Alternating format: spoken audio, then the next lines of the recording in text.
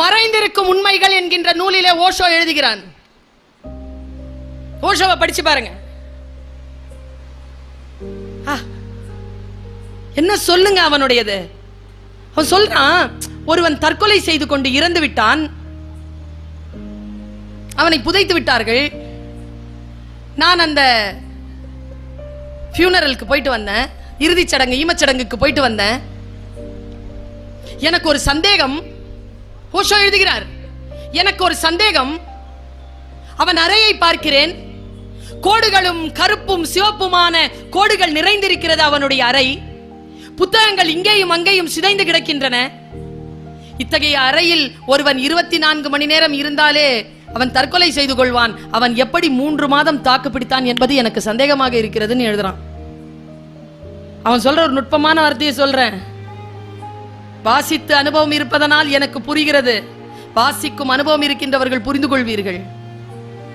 அன்பிலே நிரந்தரத்தை தேடாதீர்கள்.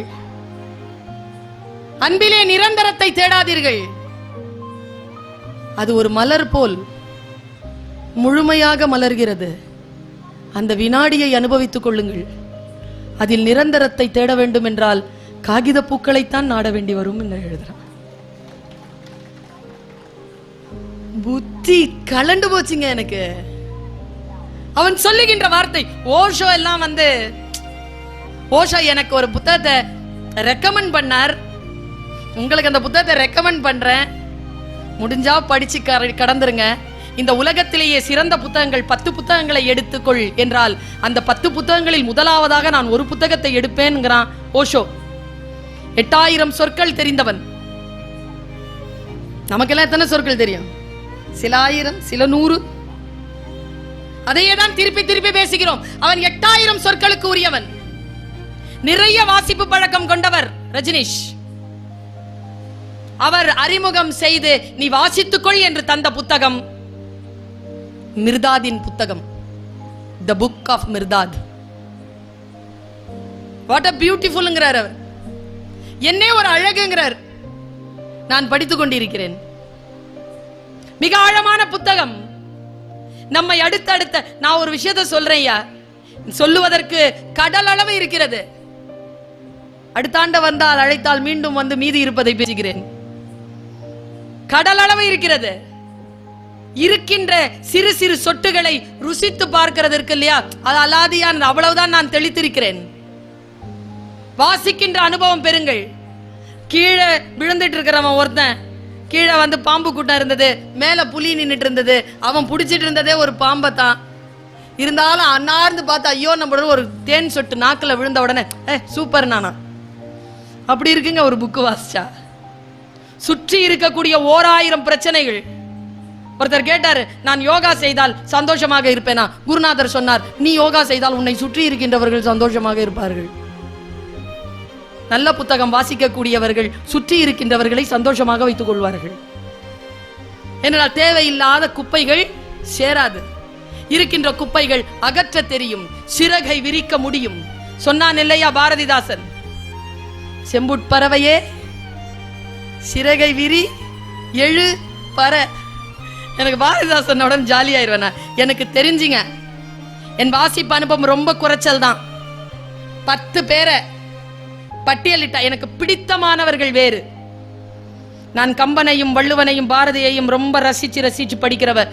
ஆனால் பட்டியல் போட்டா கவிதைகளுக்கான கவிஞன் அப்படின்னு பட்டியல் போட்டா எல்லாரையும் தூக்கி சாப்பிட்டு ஃபர்ஸ்ட் சேர்ல வந்து உட்கார்றவர் பாவேந்தர் பாரதிதாசனார்.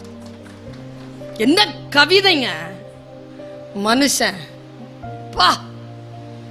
அப்படி அந்த கண்களை அப்படி விரிச்சு கொண்டு போய் நம்மள ஒரு இடத்துல நிறுத்துவான். பாரடா பாரடா இப்புவியை பாரடா. மானிட பட்டாளம் உடனே நடுங்கிருச்சுங்க உள்ள எனக்கு அந்த வார்த்தையை படிக்கும் பொழுது. இந்த உலகத்திலேயே சுகமானது மனித பட்டாளத்தை பார்ப்பதுதான். இவ்வளவு பெரிய கூட்டத்தை பார்ப்பது. பாரதிதாசன் என்ன ஒரு கவிஞன். அவன் எழுதிய வார்த்தைகள், அவர் எழுதிய இலக்கியங்கள் நம்மை வேறொரு நிலைக்கு அழைத்து செல்பவை. அடுத்தவர்களின் மீது நாம் எந்த ஒரு துர்சிந்தனையும் வைக்காமல் நம்மை நாமே கழுவிக்கொள்ள வேண்டும் என்றால்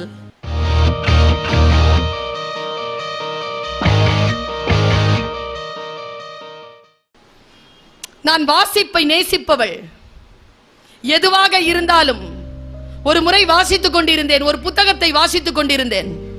எப்பவுமே ஒரு புத்தகத்தை முழுமையாக நாம் வாசித்து முடிப்பதில்லை.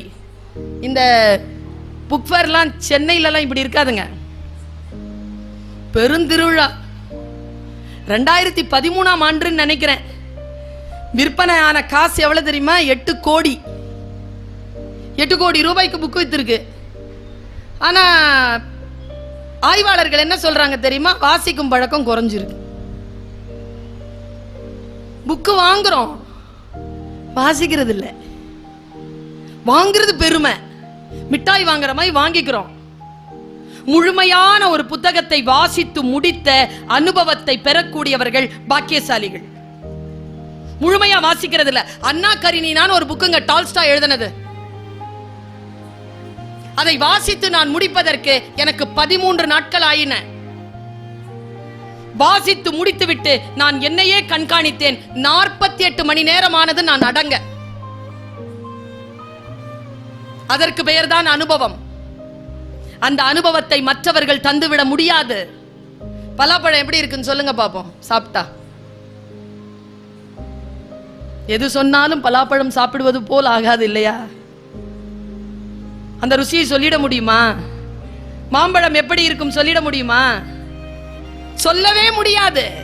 ருசிக்கு பெயர் உண்டு, ஆனால் ருசித்து அறிதலுக்கான அனுபவம் இருக்கு இல்லையா? அதுதான் புத்தக வாசிப்பில் நமக்கு கிடைக்கக்கூடிய சிறகு. அதை வாசிக்கக்கூடிய அந்த தியானம்.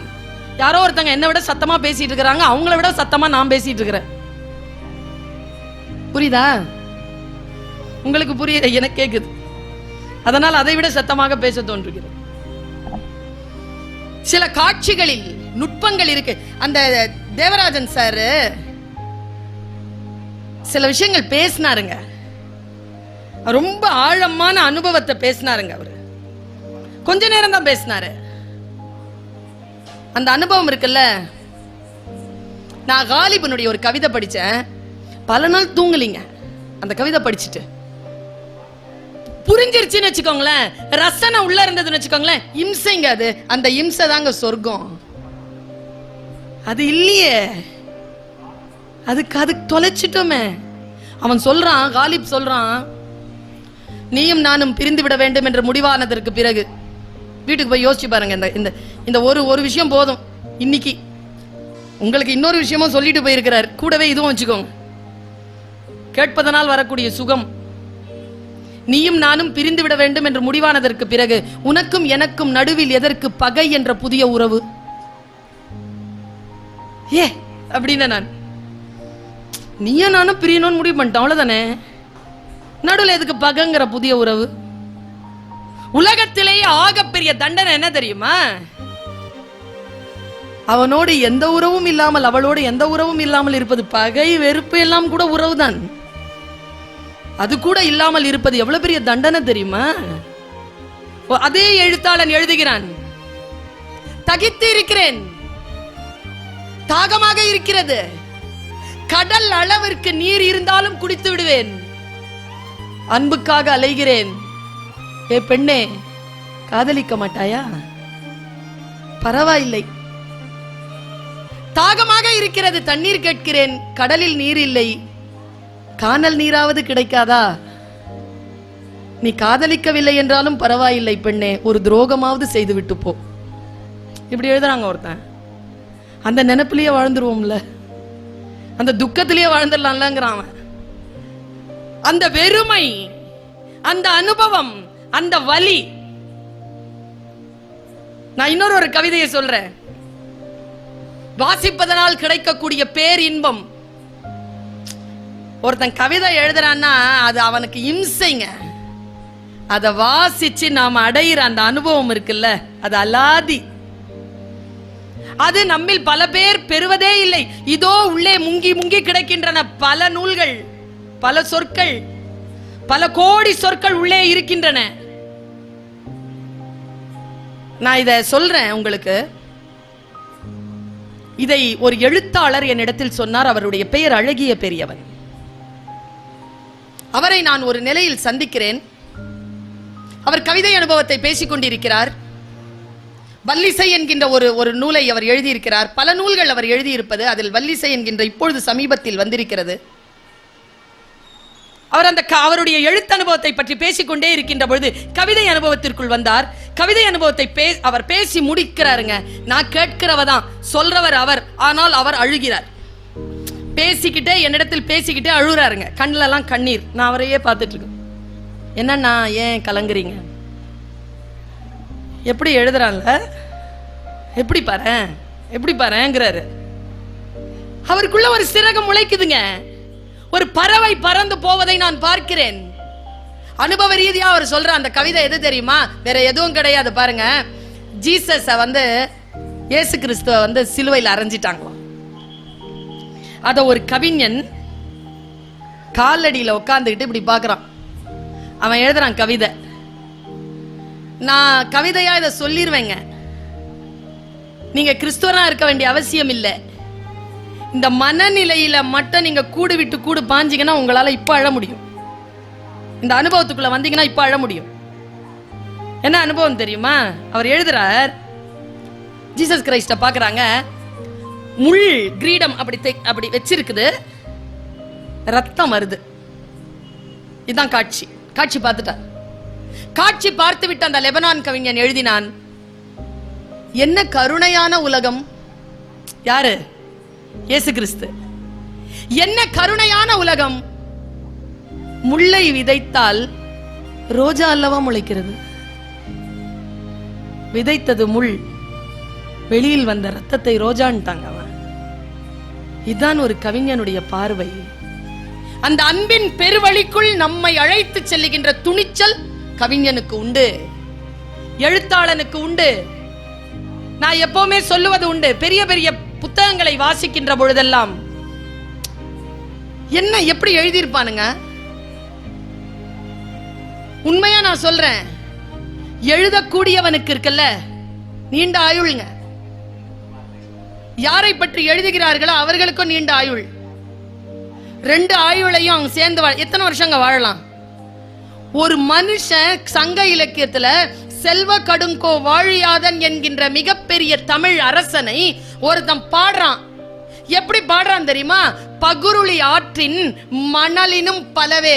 பகுருளி ஆறு இருக்குல்ல, அங்க மண் இருக்குதுல்ல, அந்த மண்ணை ஒண்ணு எடுத்தா அது எவ்வளவு இருக்கும்? அந்த மணல் பரப்புல எத்தனை மண்ணு துகள் இருக்கும்? அத்தனை நாள் வாழடா. நாம கரெக்டா இந்த கவர்மெண்ட்ல பதிப்பாளர்கள் கிட்ட இருந்து புக்கு வாங்கறதுக்குன்னு ஒரு முறை இருக்குது. எவ்வளவு தெரியுமா வாங்குவாங்க? 1000. 7.5 கோடி மக்கள். அரசாங்கம் 1000 புக்கு தான் வாங்கும். அதுவும் டெம்மி சைஸ் இல்லைன்னா கிரவுன் சைஸ் தான். ஏன்னா ரேக்கு அப்படிதான் வடிவமைக்கப்பட்டு 1000 புக்கு தாங்க.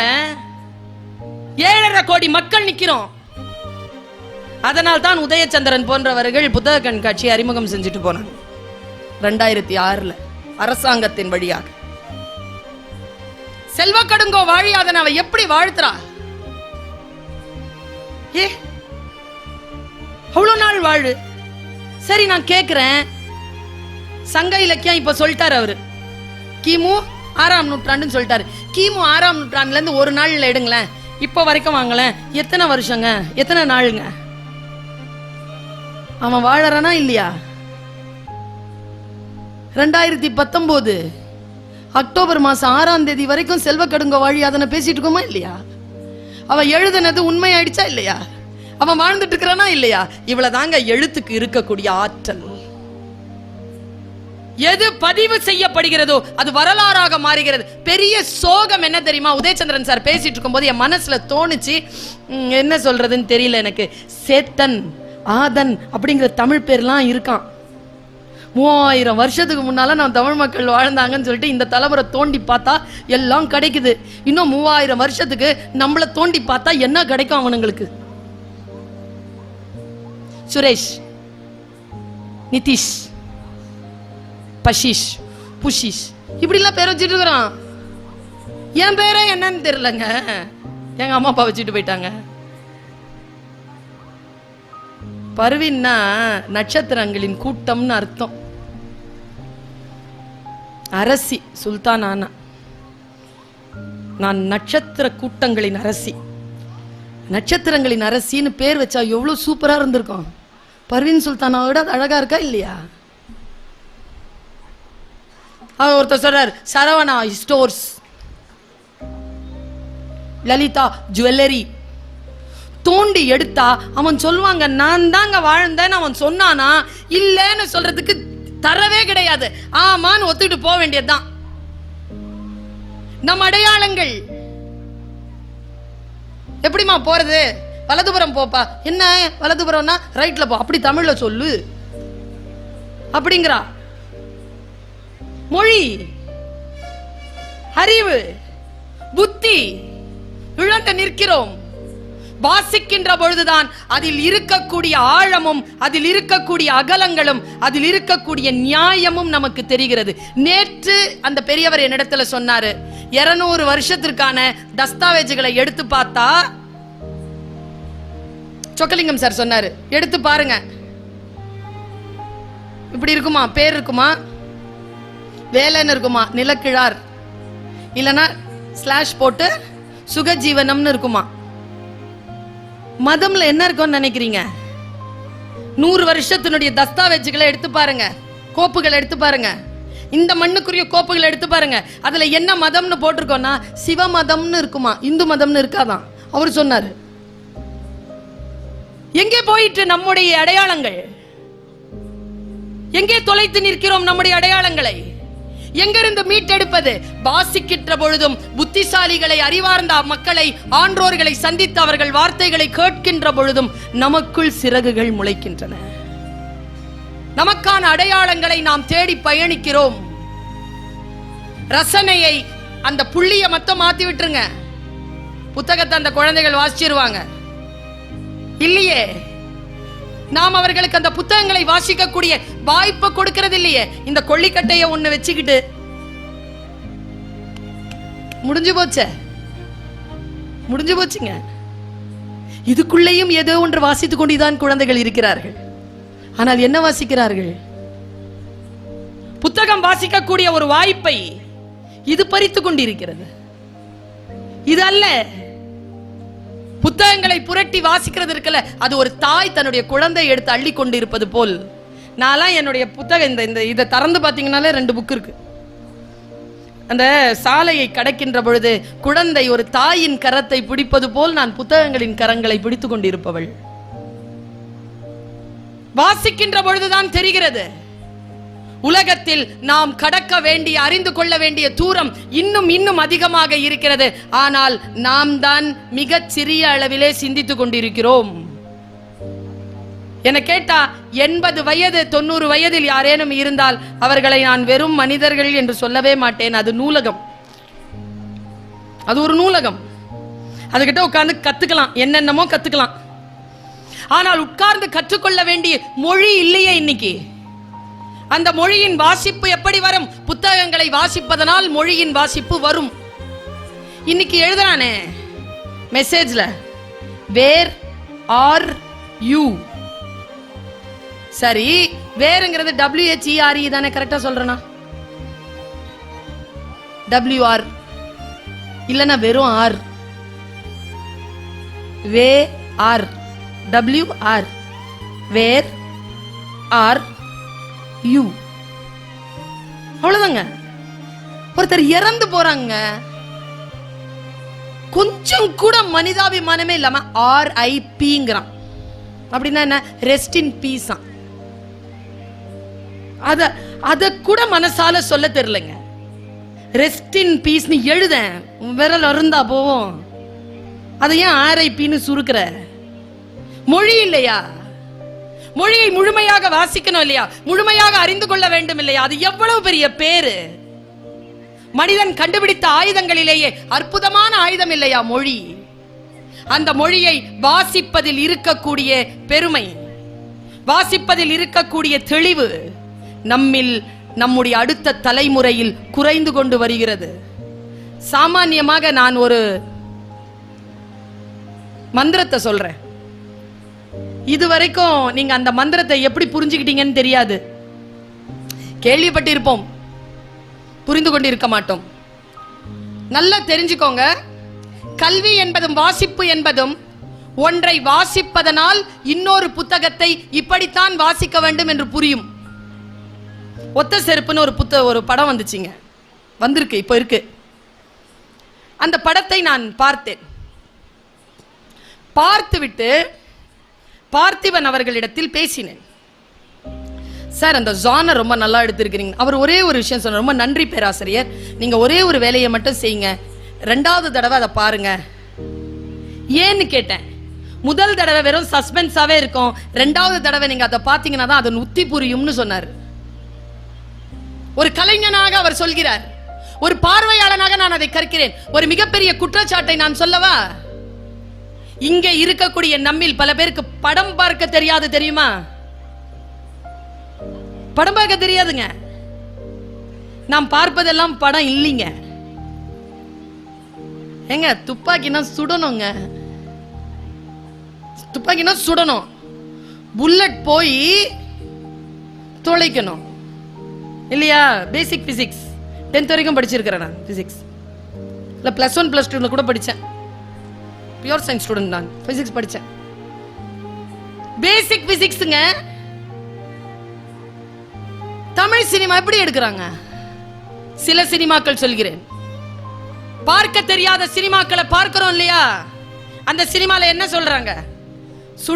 சுட்ட உடனே ஹீரோ இப்படி சொல்றாருங்க, அந்த குண்டு நிக்குதுங்க, பொய் சொல்லல, நிக்குது.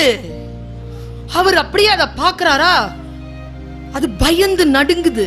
எது? குண்டு. அவர் ஓடுறாரு, இது துரத்துது. அவர் ரைட்ல திரும்புறாரு, இதுவும் இண்டிகேட்டரை போட்டுக்கிட்டு திரும்புது. 120 ரூபா கொடுத்து பார்க்கிறோம். இத படம் பார்க்க தெரியல, நமக்கு தெரியல. அப்படியே ஒத்த கால் அப்படியே சுத்தி நிறுத்துறாரு. பார்த்து ஐயோ அப்படின்னு விசில் அடிச்சு கை தட்டுறோம். உண்மையா சொல்ல, எங்க ஐயா சொல்வாருங்க, படிச்சிருங்க. எங்க ஐயா சொல்லுவாரு, பெரியார்தாசன், மேல இருந்து ஒன்ன சினிமால நிஜமாவே குதிப்பான், குதிப்புறவனுக்கு பேரு டூப்பு. குதிக்கிற மாதிரி நடிக்கிறவன் ஹீரோ. உண்மையா குதிக்கிறவனுக்கு 1000 ரூபாய் சம்பளம், குதிக்கிற மாதிரி நடிக்கிறவனுக்கு ₹1 கோடி சம்பளம். இந்த நாடு உருப்படுமான்னு கேட்பார். படிச்சதுனால வந்த கேள்வி. பாருங்க, படம் பாருங்க. எப்படிப்பட்ட படம் வர வேண்டும் என்பதனை படைப்பாளர்கள் முடிவு செய்ய வேண்டும் என்கின்ற அளவிலே அந்த படத்தை பாருங்கள். இந்த விழிப்புணர்வு வர வேண்டும் என்றால் முதலில் வாசிக்கும் பழக்கத்தை எடுத்துக்கொள்ளுங்கள். அன்றாடம் ஏதாவது ஒண்ணு, ஒரு 10 பக்கம், எதுவா இருந்தாலும் சரி, ஒரு 10 பக்கம். 2 புக்கு தான் அதிகமா விக்குதான், ஜோசியம். 2 புக்கு தான். மத்த புத்தகத்து பக்கமே போக மாட்டேங்கிறான். பேய் பிசாசு காத்து கருப்பு அடங்குற மாதிரி தெரிச்சு ஓடுறான். ஒரு இளைஞர்கள் நிறைய பேர் வந்திருக்கிறீர்கள், எனக்கு மகிழ்ச்சி. உங்ககிட்ட இன்னைக்கு இந்த டீச்சர், இந்த தாய் ஒரு விஷயத்த சொல்றேன்ப்பா, கேட்டுக்கங்க. இந்த போனை வச்சுக்கிட்டு இப்படி ஸ்டைல் கட்டிட்டு போறீங்கல்ல, அதை பார்த்தாலும் உங்க மேல யாருக்கும் மரியாதை வராது. ஒரு புத்தகத்தை இப்படி வைத்துக் கொண்டு போருங்கள். அந்த புத்தகத்தினுடைய டைட்டில் வெளியில தெரியற மாதிரி காட்டிட்டு போங்க.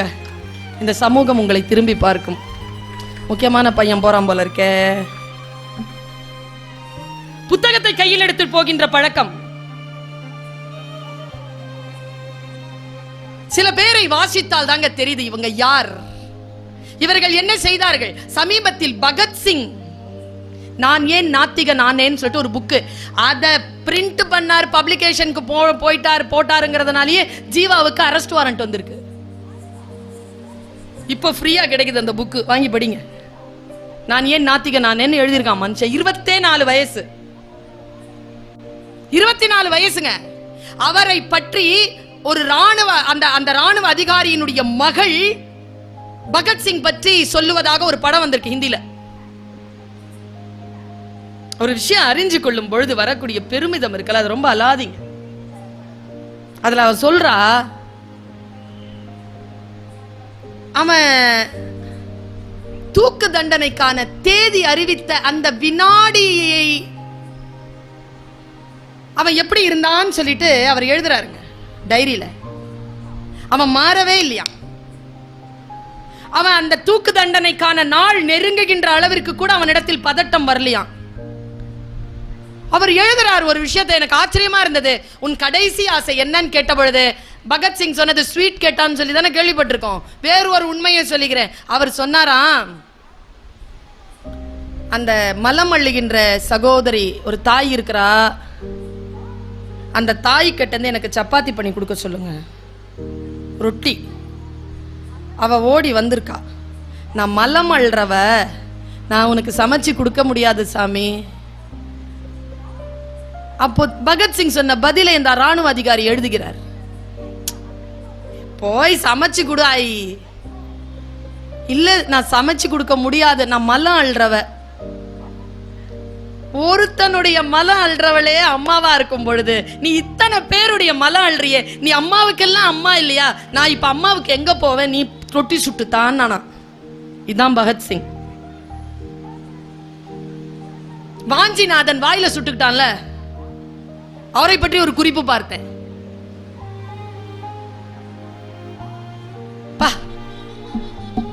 என்னங்க மனுஷன், பதறி ஓடும் பொழுது போலீஸ்ல மாட்டிக்கிட்டான், பதறி ஓடுறான்.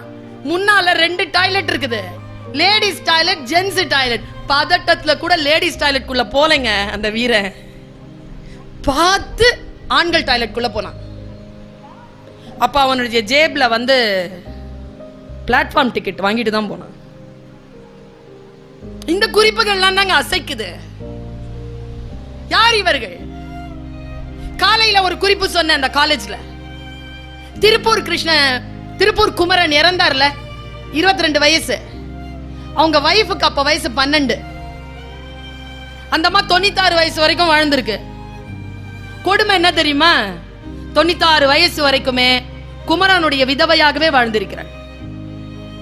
அதை விட வியப்பான விஷயம் என்ன தெரியுமா? யாருமே அவருக்கு வேலை கொடுக்கலையா. ஒரு சுதந்திர போராட்ட வீரருடைய மனைவிக்கு 10 தேய்க்கிற வேலையை கொடுத்துட்டோங்கிற பாவம் எனக்கு வேணாம் சாமி. இந்த கொடுமை அனுபவிச்சிருக்கான் அந்த அம்மா. பாலகங்காதர திலகருடைய மனைவி சத்யபாமா, பாலகங்காதர திலகருக்கு இந்த விஷயம் நடந்து விட்டது என்று தெரிந்த உடனே பைத்தியமாயிட்டாங்க. சில விஷயங்களை தெரிந்து கொள்ளுகின்ற பொழுது, உண்மையான சம்பவங்களாக அவை இருக்கின்ற பொழுது, ஏன் வ.உ.சி. ஐயா அவர்களுடைய சகோதரன் மீனாட்சி சுந்தரம் பிள்ளை, அவருக்கு இந்த தண்டனை, இரட்டை ஆயுள் தண்டனை கொடுத்தார்கள் என்று சொன்னவுடன் அவருடைய மனநலம் பாதிக்கப்படவில்லையா? மரணம் அடைகின்ற வரைக்கும் அவர் மனநலம் பாதிக்கப்பட்டவராகத்தானே இருந்தார். இதெல்லாம் தானே நம் வரலாறு. ஒரு விஷயங்களை தெரிந்து கொள்கின்ற பொழுது மனம் வேறு வேறு நிலையில் சில புரிதல்களுக்குள் செல்கிறது. அந்த புரிதல்களுக்குள் செல்லுகின்ற பொழுது யாரும் நம்மை ஏமாற்றி விட முடியாது என்கின்ற துணிச்சல் நமக்கு வருகிறது. நான் ஒரு விஷயத்தை சொல்றேன், ஒரு படம் பார்ப்பது என்பது, ஒரு புத்தகம் வாசிப்பது என்பது ஒரு அனுபவம். அது வெறும் மகிழ்ச்சிக்குரிய விஷயம் அல்ல. மகிழ்ச்சி மட்டும் தான அனுபவம்? ஒரு குழந்தை மழலையில் பேசுகிறது, அந்த மழலையில் பேசுகின்ற அந்த குழந்தையினுடைய வாய் அசைவுகளை பார்த்து கொண்டிருக்கின்ற அந்த வினாடி எவ்வளவு பெருமிதமான வினாடி. ஒரு பூ மலர்கிறது, நமக்காக தான் மலர்கிறது. நின்று அந்த மலரிடம் பேசுவதற்கு நமக்கு நம் பெருந்தன்மை இடம் கொடுப்பதில்லை. அந்த மலர்களை நாம் வாசிப்பதில்லை. பெர்னாட் ஷா சொல்லுகிறான், நான் மலர்களை என் மேடையில் இருக்கக்கூடிய பூச்சாடியில் வைப்பதில்லை, ஏனென்றால் குழந்தையின் தலையை கொய்வதில் எனக்கு உடன்பாடில்லை. என்ன வார்த்தைங்க அதெல்லாம்? அடுத்தது வார்த்தை எனக்கு ரொம்ப பிடிச்சமான வார்த்தை, பூக்களை சந்திக்க வேண்டுமா, புறப்பட்டு போ. பூக்களை சந்திக்கணுமா, புறப்பட்டு போங்கிறான். போ, எங்க அது பூத்திருக்கோ அங்க போய் நின்னு பாரு, அதை பிச்சு கொண்டு வந்து உன் காலடியில வச்சுக்காதங்கிறாங்க. மனதை மென்மையாக்கும், மனதை ரௌத்ரமாக்கும், மனதை வேறு வேறு சூழ்நிலையில் யோசிக்க வைக்கும், சிலது தவறு என்பதனை உறுதியாக்குங்க. பெரியாரை படித்துக் கொண்டிருக்கிறேன். பசு கௌதமன் அவர்கள் ஒரு பெரிய புக்கு போட்டிருக்காரு, 5 வால்யூம். புத்தகனுடைய டாபிக் என்ன தெரியுமா? நான் சொன்னால் உனக்கு ஏன் கோபம் வருகிறது. இவ்வளவுதான். சூப்பர் புக்குங்க. பெரியாரே வந்து பேசுறாருங்க. எனக்கு பெரியாரை ரொம்ப பிடிக்கும். ஏன் தெரியுமா? மற்றவர்கள் யாரும் என்னை விட உயர்ந்தவன் இல்லை என்று நினைப்பது மட்டும் சுயமரியாதை இல்லை. நான் யாரையும் விட உயர்ந்தவன் இல்லை என்று நினைப்பதும் சுயமரியாதை தான். இதுதான் தந்தை பெரியார். யார் இவர்கள்? இவர்களுடைய தத்துவம் என்ன? யாருங்க அறிவர் அம்பேத்கர் என்பவர்? யார் யார் அந்த மனுஷன்? என்ன செய்தார்? அவருடைய 34 நூல்கள் NCBH தான் போட்டிருந்தது. இப்போ இல்ல, அவங்க கிட்டையும் காப்பி இல்ல. 11 புக்கு தான் இருக்கு. அது கூட நான் எடுத்துட்டு வந்துட்டேன். இப்போ நீங்க போனீங்கன்னா அது கூட கிடையாது. இல்ல, அந்த அறிஞர்களை வாசிப்பது. மஸ்னவின்னு ஒரு புக்குங்க, ஒரு புக்கு தொகுப்புங்க. கவிக்கோ அப்துல் ரஹ்மான் மரணம் அடைவதற்கு முன்னால் 1800 ரூபாய் எடுத்து தயாராக வைத்துக்கொள், உன் வாசலுக்கு ஒருவன் வருவான், அவனிடத்தில் கொடுத்து விடும் தொலைபேசியில் போன் பண்ணி வச்சிட்டார். 6 புத்தக தொகுப்பு மஸ்னவி. கொடுத்துட்டியானார். கொடுத்துட்டேன் பாப்பா. என்ன புக்கு தெரியுமா அது? தெரியல. என்னை கவிஞனாகவும் என்னை மனிதனாகவும் மாற்றிய புத்தகம். நான் போனதற்கு பிறகு சில பேர் அதை வாசித்து கடந்தாக வேண்டும் என்ற ஆசை எனக்கு உண்டு. அந்த பட்டியலில் நீயும் இருக்கிறாய். வாசித்து கடந்து விடு. இந்த பெரிய புக்கு தமிழ்ல வந்திருக்கு. பிரிச்சு வாசிக்கிறேங்க. ஒரு சொல்றேன். முடிந்தால் இன்று இந்த வினாடியிலிருந்து உங்கள் வாழ்க்கை மாறலாம். உங்கள் காரணங்களால் நீங்கள் தோற்கடிக்கப்படுகின்ற பொழுது கொஞ்சம் அப்படி இப்படி இருக்கும் வாசகம். சரியா பண்ணி புரிஞ்சுக்கோங்க. உங்கள் காரணங்களால் நீங்கள் தோற்கடிக்கப்படுகின்ற பொழுது அந்த காரணங்கள் மீது உங்களுக்கு சந்தேகம் வராதது ஏன்? உங்கள் காரணங்களால் நீங்கள் தோற்கடிக்கப்படுகின்ற பொழுது அந்த காரணங்களின் மீது உங்களுக்கு சந்தேகம் வராதது ஏன்? 12ஆம் நூற்றாண்டின் பிற்பகுதியில் இஸ்தான்புலில் பிறந்த ஒரு சூஃபி ஞானி ஜலாலுத்தீன் ரூமி. அவன் எழுதியது அந்த மஸ்னவி. கொய்யா மரத்தில் இருந்து கீழே இறங்கு, உலகம் விஸ்தாரமானது என்கிறான். நாம் கொய்யா மரத்தின் மீது உட்கார்ந்து கொண்டு கனி சாப்பிட்டுக் கொண்டிருக்கிறோம். குட்டையான மரம் அது. உலகம் தெரியாது. அதுதான் நம் வாழ்க்கையின் எல்லை என்று நினைத்துக் கொண்டிருக்கிறோம். கீழே இறங்கு என்கிறான். ஐன்ஸ்டீன் சொல்ற ஒரு மிக முக்கியமான விஷயம் சொல்லட்டுமா? கடவுள். What is the opinion of Einstein? அவன் தீர்க்கப்பட முடியாத, அவன் விட்டு விட்டு போன எத்தனையோ கால்குலேஷன்ஸ் இருக்குல்ல, எத்தனையோ பிசிக்ஸ் இருக்குல்ல. பிசிக்ஸ் உடன் ஞாபகம் வருது. ஐன்ஸ்டீன் ஒரு வார்த்தை சொன்னான். ஆலிஸ் இன் ஒண்டர்லேண்ட் என்கின்ற படம் இருக்குல்லங்க, ஆலிஸ் இன் ஒண்டர்லேண்ட் படம், அதை மட்டும் யார் ஒருவன் முழுமையாக புரிந்து கொள்கிறானோ அவனுக்கு பிசிக்ஸில் நோபல் பரிசு கொடுக்கலாம். இது ஐன்ஸ்டீன் சொல்றாங்க, படம் பார்க்க தெரிஞ்சவன். நான் யோசிச்சு பார்க்கிறேன், ஐன்ஸ்டீன் கடவுள் கொள்கையை பற்றி எப்படி பேசுறான் தெரியுமா? கர்ப்பத்திற்கு உள்ளே இருக்கக்கூடிய குழந்தையிடம் இந்த உலகத்தில் ஆறுகளும் நிலமும் மலைகளும் இப்படி இருக்கின்றன என்று சொன்னால் எப்படி அதற்கு புரியாதோ அப்படி கடவுள் எப்படி இருக்கிறார் என்பது நமக்கு புரியாது என்று எழுதுகிறான் ஐன்ஸ்டீன். இவ்வளவுதான் ஐன்ஸ்டீன் வந்து கடவுளை பற்றி சொல்லக்கூடிய கொள்கை. மறைந்திருக்கும் உண்மைகள் என்கின்ற நூலிலே ஓஷோ எழுதுகிறான். ஓஷோவை படிச்சு பாருங்க. என்ன சொல்லுங்க அவனுடையது. அவன் சொல்றான், ஒருவன் தற்கொலை செய்து கொண்டு இறந்து விட்டான், அவனை புதைத்து விட்டார்கள்.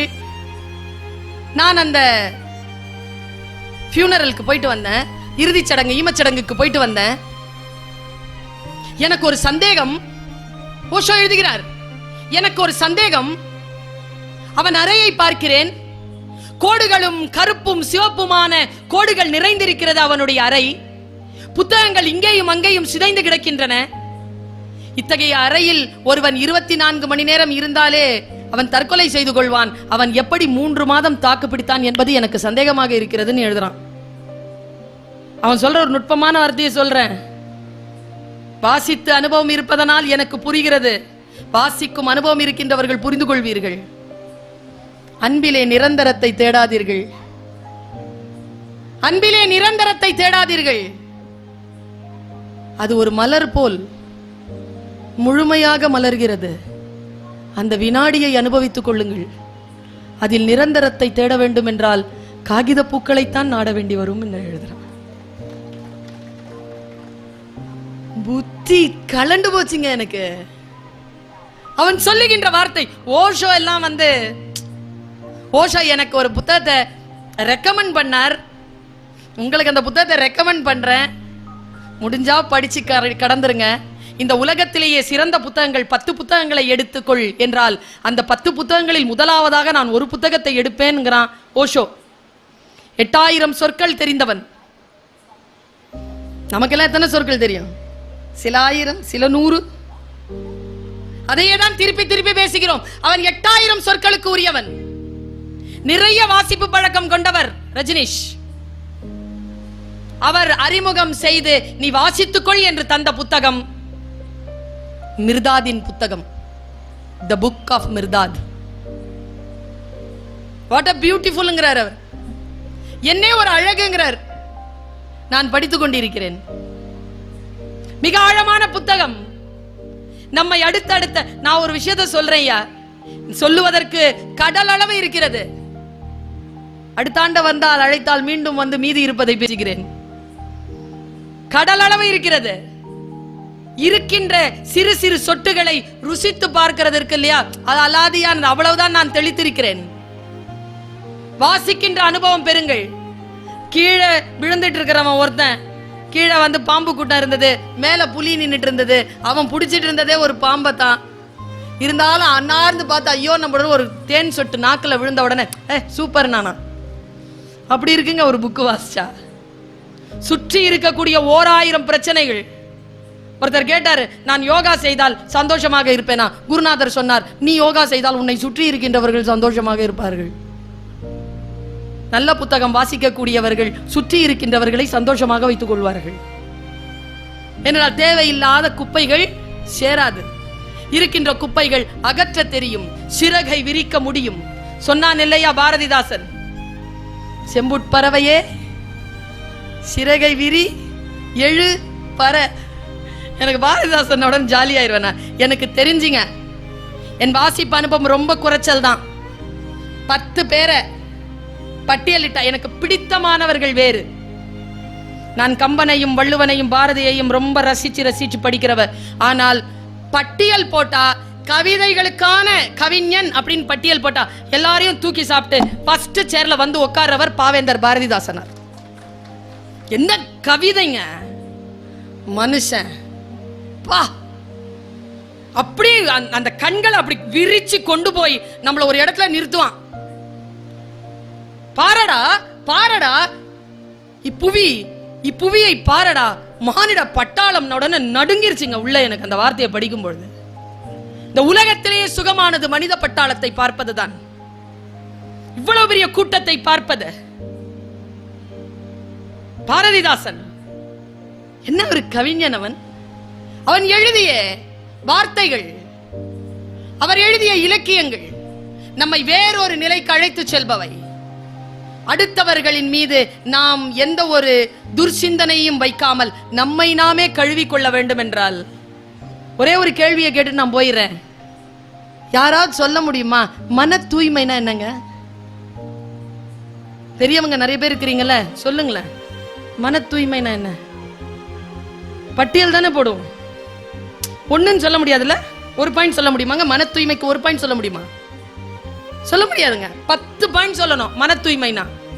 ஒரு புத்தகத்தை வாசித்தேன், மன தூய்மைங்கிறதுக்கு அப்படி எனக்கு விளக்கம் கொடுத்துட்டு போயிருச்சு அந்த புக்கு.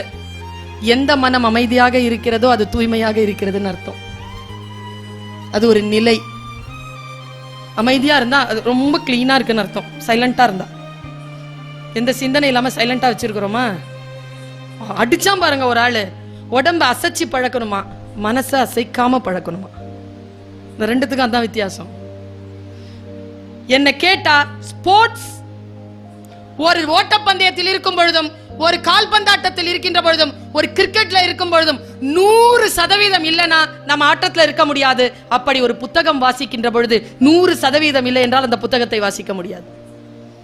நம்மை ஒருநிலைப்படுத்துகின்ற தியானம் புத்தகங்களினால் வாய்ப்பதனால் புத்தகங்களை வாசிப்போம், புத்தகங்களை நேசிப்போம். புத்தகம் என்கின்ற இறகுகளை எடுத்து நம் செட்டையில் பொருத்தி கொண்டு அதை சிறகுகளாக மாற்றி உயர உயர பறப்போம், வாழ்க்கையில் உயர்வோம் என்று சொல்லிக்கொண்டு வாய்ப்பளித்தமைக்கு நன்றி பாராட்டி விடைபெறுகிறேன். நன்றி, வணக்கம்.